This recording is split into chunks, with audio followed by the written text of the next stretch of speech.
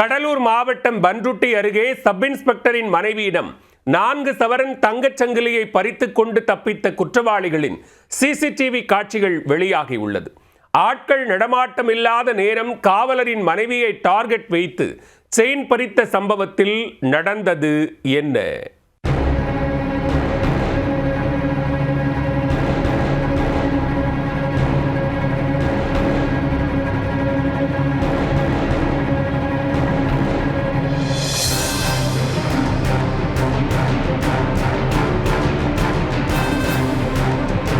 SI மனைவியை வழிமறித்து chain பறிப்பில் ஈடுபட்ட மர்ம நபர்களின் சிசிடிவி காட்சிகள் தான் இது. காவலரின் மனைவிக்கே பாதுகாப்பு இல்லை என கூறி ஊர் மக்கள் கடும் விரக்தி அடைந்துள்ளனர்.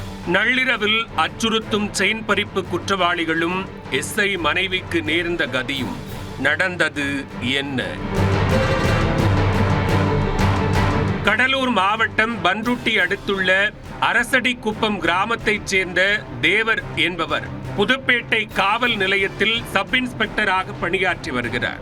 இவரது மனைவி வனிதா அதே பகுதியில் அங்கன்வாடி மையத்தில் சத்துணவு அமைப்பாளராக பணிபுரிந்து வரும் நிலையில் கடந்த அக்டோபர் மாதம் 11ஆம் தேதி அதே பகுதியில் உள்ள முந்திரி காட்டிலிருந்து தனது 2 மாடுகளை ஓட்டிக்கொண்டு வீட்டிற்கு வந்து கொண்டிருந்தார். அப்போது அடையாளம் தெரியாத மர்ம நபர்கள் 2 அவரை பின்தொடர்ந்து வந்து பகீர் செயலில் ஈடுபட்டுள்ளனர்.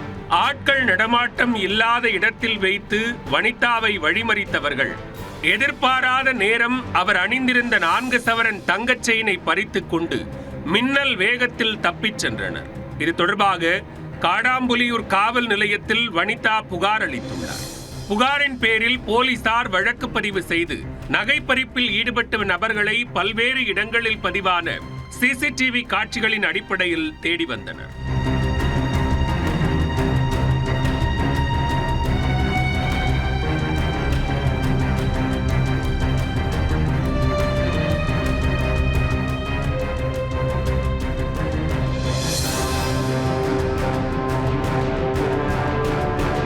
சம்பவத்தன்று ஏரியாவிற்குள் வந்து சென்ற மர்ம நபர்கள் யார், செல்போன் டவரில் பதிவான மொபைல் எண்கள் உள்ளிட்டவற்றின் தகவல்களை சேகரித்து குற்றவாளிகளை நெருங்கினர். அதில் எஸ்ஐ மனைவியிடம் செயின் பறிப்பில் ஈடுபட்டவர்கள் சிறு தொண்டமாதேவி பகுதியைச் சேர்ந்த வீரபாலு, தினேஷ் ஆகிய 2 என்பது கண்டுபிடிக்கப்பட்டது.